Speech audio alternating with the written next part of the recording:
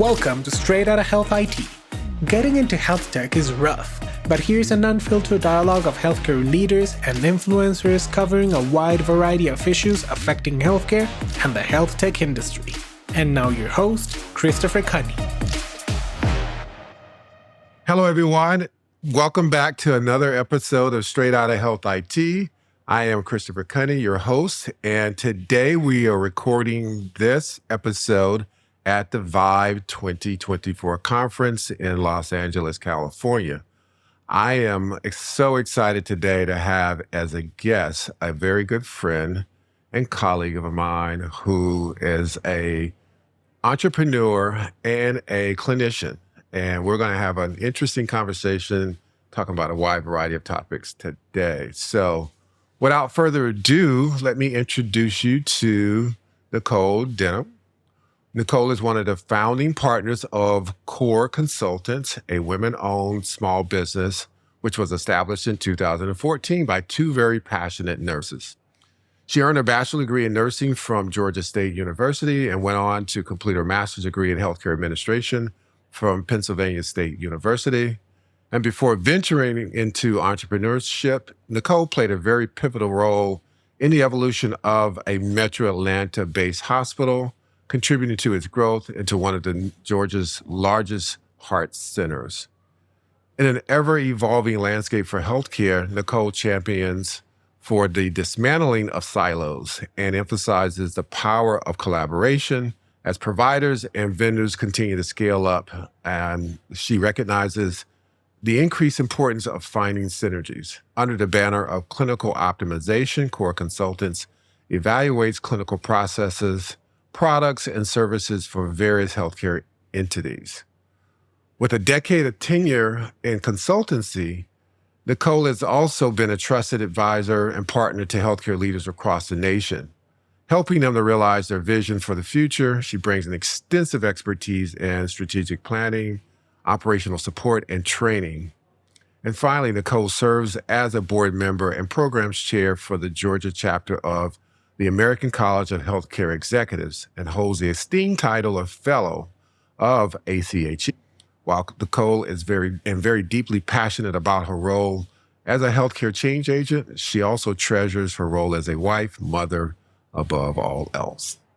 So again, without further ado, let me welcome Nicole Denham to Straight Outta Health IT. All right. Thanks, Christopher. I'm glad to be here. Thank you for being here, Nicole. It's a pleasure to have you on the program. We've been talking about this for far too long. So it is. It's taken a while to arm wrestle you into this. Exactly. We have to fly all the way to LA for Right. us to actually do the program, which is fine. It's great. Timing is everything. One of the things I like to do, Nicole, before we really delve into the topic of today is to share your personal journey. Why did you get into healthcare? And then ultimately, why did you decide to move away from being a day-to-day clinician to now an entrepreneur who's helping to drive change outside of the four walls of the hospital? So if you would take a few minutes and just share your story with our listeners, I'm sure they'd be very fascinated with that journey. Yeah, that's a great way to start. I'm definitely in the non-traditional role of nursing, probably faster than a lot of my peers moved that way, but I just always wanted to be a nurse. I don't really remember making the decision. Exactly. And once I realized I probably needed to go to college, I just chose nursing and fell into that. I always had planned on being a critical care nurse practitioner. Cardiac is my first love, and our company is named COR because that means heart in Latin. There you go. I know that. Yeah. So really just always had planned to do that. And when you have good plans, sometimes they change. They change. That's life. And I think I worked for a hospital outside of Atlanta and was very curious about popping into different roles and seeing why do operations run this way? And then what supports it? And Exactly. then why don't I talk to these other people and these champions and move through the system because I wanted to understand how everything flowed. And when I was actually and I'm old school. Sure. I charted on paper. Our IT department was in the basement. Exactly. So we put biomed on a floor that we couldn't even get out on. Right. Definitely different sitting here at Vive today, looking how it's changed. But when I was on the hunt for solutions to keep our patients safe, Sure. from a patient monitoring standpoint, I leaned very much on our vendors. GE was a great vendor to us. And on that journey, I was asked to help a company that did not have a clinical team. Exactly. That was the engineering focus. Sure. LLC, my business partner drew our logo on a napkin at a bar. And we didn't really mean to start a company. So that's how it happened. But I didn't know what I had done then. And I just, the best decision I ever made was moving. And I'm glad you didn't ask me, why aren't you a real nurse anymore? Because I would have jumped across the table. I've been in this industry a long time as well. I'm not a clinician, but I am a technologist in healthcare. And once a clinician, always a clinician. Yeah. You know, that's what drives everything that you do, even on the entrepreneurial side. So I completely get that. No, that would never be a comment I would make. Yeah. So, great. Yeah, it's the idea and driving force for this came out of a need within your health system and then ultimately led to you creating this opportunity. And so I would assume, and correct me if I'm wrong, you didn't now draw that on the back of that napkin and say, tomorrow, okay, I'm resigning and I'm now going and becoming now an entrepreneur. Was there a specific moment where you said that now it's time? Yeah. So our biggest client we had in the beginning, I was Excel Medical, and they were eventually acquired by Hillrom and Baxter, and it was all cardiac documentation stuff. And I remember distinctively, I was running our company, and I actually had 2 roles at the hospital. Right. And I remember implementing some change at Inova in Virginia and thinking, I really love this. Exactly. And not that I didn't love everything I learned where I was at, but you can't do everything, right? Right. No, exactly. And so that kind of put me on the path of I needed to get a master's. Nurses don't know anything about business. I know a little bit about business. That's when I went back, and then my business partner went back and got her master's as well in education, nursing education. Because a lot of what we feel like as nurses, we're always educators. When we are trying to adopt new innovations or processes, we're educators. Right. We are also change leaders, right? Exactly. So there's a little bit of that, but that is the moment when I remember thinking, now it's the time. So there was a path to what we still needed for competency to do it. Right. And then I remember the day I said, I'm quitting my job. And we didn't have that. I think we had 2 clients, and we were running about 80% of programming for the hospital system. So it was a pretty big shot for us. They knew it was coming, but gave them a long time, and I left in a month, and she left right left after. in 2 months, and we signed another client, and we didn't look back. There you go. So how long has COR been in existence? 10 years. 10 years. Happy anniversary. Yeah. Anybody's going to look at my website, don't judge it, because we're in the middle of a rebuild. Well, that's what happens when you grow. You have to grow the site and your marketing and all of that as well, too. Right. So why don't you share with our listeners a little bit more about COR? What are some of the services that you offer, and where do you feel like your differentiator in the market is today? Yeah. We're consultants. That's a dirty word sometimes. People think a lot of money, you're going to drop off a solution, leave it. That's not our style. We really are there to partner with organizations. And 90% of our business has always been in the health tech space. Exactly. That's my love. We started in patient monitoring because we were cardiac. We knew all the biomed side. We knew enough about the informatics side. Sure. In the beginning, we really helped people. We picked up their professional services. So a company would sell something, we would go on their paper, we would own professional services from kickoff to evaluation. And now we still do that, but we also help with the strategy side. Building, everybody I'm sure has heard hospital to home and outside the 4 wall. But we were doing all this stuff in the hospital, digital health. I wasn't calling it digital health when we centralized, we've now virtualized systems. We really want to partner with startups or enterprise companies, and we work with both as they're bringing a new product or service into the market. Exactly. Sometimes people want us from the very beginning all the way to the end. Sometimes people want a sliver of it. I think there's a lot of companies who either do not have clinicians at all, or they don't have a clinician who understands the adult learner how they adopt, or they only understand informatics. Exactly. We are a little bit of jack of all trades because we understand businesses. The startup world has made us very nimble, and we have a broad amount of knowledge. And so when people pop us on retainer, big companies or small, we're just an extension of them. And luckily, owning the company, we can decide who we like and who we feel like their mission is worthy to work alongside them. And we feel very humbled to be able to help in that way to serve our industry. That's got to be empowering as well, too, to be able to choose the type of clients you want to work with as well, along with fulfilling that mission that aligns with your own. I'm curious, like any startup, you guys had growing pains and you've probably had some successes and some challenges as well, too. In hindsight, if you look over the past 10 years, if you could talk to yourself 10 years earlier, what would you say to yourself that you've learned in this 10-year journey? Take equity. No, I'm just kidding. Yeah, I would have done that. I think we've tried to do so much of our own marketing and branding, and I love all that. Sure. We should have let go of some of the day-to-day stuff and paid other people to do those things earlier on. Sure. That's one thing.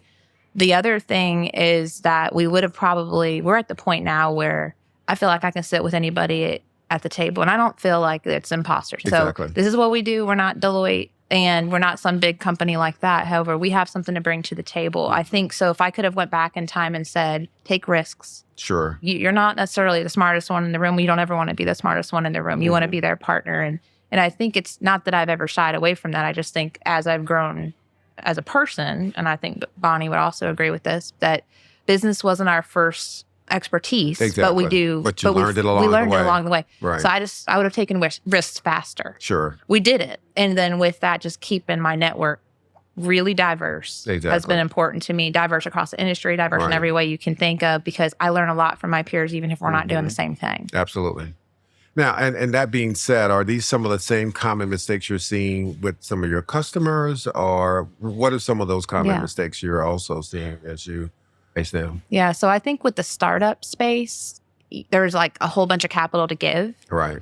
People I don't feel like some customers really were hitting their total addressable market probably fast enough. And so that's just a change across the house, right? So I feel like they have to move very quick, but they have to be careful about how they spend their money. And I think that is a common mistake we see. Sure. Also, they think they have a nurse and the nurse can do it for us. And we're like, but do they have the time to do it? So sometimes what we're coming in with is an expertise, it's bandwidth too.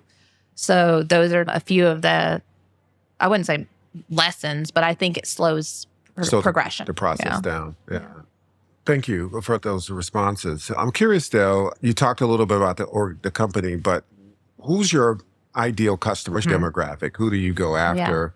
And what's been your, again, perspective that you've offered to those different demographics that are unique to those demographics as well? So we're signing our first hospital system. I'm not going to tell you who it is right now because we haven't done it yet. Sure. We've never went after a hospital system. Right. I find it two reasons. I think it's hard to get in, and sometimes they have a hard time being able to afford things. So we're nice to have for them. Exactly. We always are signed by vendors. And like I said, startup and enterprise companies. And really, we can do pretty much any digital health, but the patient monitoring expansion with any device that comes in or is bringing data, we want to get to the right patient, all of that, at the lowest cost, keep everybody at their highest point of their license to serve. And we've been doing that our whole time. It's interesting because it used to be, we worked with every device company or middleware. And now we have these big companies coming in. You're like, who would ever thought you'd walk on the floor and see Best Buy, #1 kiosk? And I'm thinking, I worked at Blockbuster. Are they going to pop up in the back? So that has changed a lot. But we have the same thing. Bring us in and we're going to work across as you scale something quickly, we're going to help cover you. And I think even with these big companies, they may have a lot of bankroll on them, but they're new to healthcare and this is not the same thing. It's a different beast. And I'll tell you what, clinicians do not like change. That's right. And we throw at them all the time. And where I do feel like we are very lucky is we are very much welcomed in by our peers, even though we're on the other side of it, because they know we got their back. And the secret handshake, because you are a nurse, and you understand the challenges and the struggles that they deal with on a day-to-day basis because you've lived that life. So that's great. As we start to wrap up this conversation, I'm just curious, what are the things that you're very passionate about? What are some of the things you're advocating for outside of the normal day-to-day? But as too much is given, much is required, right? Right. So share with us a little bit of that. Yeah. At the end of the day, I want patient safety. Right. That's what started me on the journey when I was at the hospital and we had safety events and sitting there and looking through, why did this patient expire in the hallway? What did we not do right with it boils down to infrastructure, staffing, competency. It's not one thing. Technology is just one piece of it. So that's constantly what's driving me is that during COVID, we were on our way to HIMSS like everybody else. That's right. We got tapped on the shoulder to help stand up COVID operations in the state of Georgia. And I think that changed my perspective a little bit too, to see the workforce as drained as they were. Right. It's different than reading it. It's Exactly. different than it was when I thought I was drained. Sure. So I think it's two things now for me. It's like, how can I help protect the patient? How can I help protect the provider? Right. If we're doing that, everybody should still make money. Absolutely. So I just put myself in that position. That's what I'm passionate about. Also, like you said, I sit on the board of Georgia, not my demographic to close on generally. But I think we've all segregated ourselves in our industry. We don't innovate together. Exactly. We don't learn together. Right. We don't network together. And I think that when I say you should have a diverse network, and I think that's what I mean by that. So that's my other piece that I'm side passionate about, but I think it all comes back together. Absolutely. If we think together, we're gonna be better. Very admirable things to aspire to and to advocate for as well. Just one final question I would ask of you, again, as a nurse now, entrepreneur, and an entrepreneur in the technical space, what advice would you give other nurses who have a great idea, are ready to make a change in their career, take up the mantle of being their own boss? What are some words of wisdom you would share with them? Go get another education. Right. Nursing school is great, but it only teaches us how not to kill patients. I don't know how anybody ever gave me a budget, and my husband would still tell me I shouldn't have one. You have to have some business acumen. Exactly. And it's moving so quickly. It's not just the degree. Sure. It's continual. Absolutely. And then secondly, a mentor, because you need a mentor your whole life. And when you're changing in your career, you need to get a mentor. It doesn't need to, again, be like titles. Sure. It needs to be somebody who knows something that you don't, and you need to have a basic competency for. So those would be the two things, because it's different than having 4 patients. Absolutely. It's a whole nother thing. Okay. I think that's a wrap. Awesome. Thank you for having me on. I'm glad I got to fly out here and do it all the way in. I know. Los I know. Angeles. This will not be your last time All on right, as awesome. well, too. And maybe we can do it actually in our home state of Georgia as well, too. Again, thank you so much, Nicole Denham, who is also the founder and one of the managing partners for COR Consultants. And it's a pleasure to have you on Straight Outta Health IT. Look forward to collaborating with you in the future as well on opportunities, and enjoy the rest of the conference. All right. Thank you so You're much. welcome. Appreciate it. Thank you so much for listening to Straight Outta Health IT.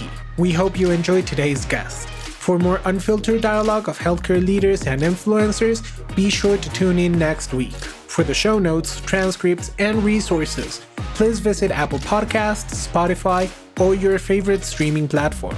We invite you to give us feedback by reaching out to Christopher Cunny on LinkedIn, just searching for Straight Outta Health IT, and you'll find us. We are constantly having live discussions about diverse topics in the industry.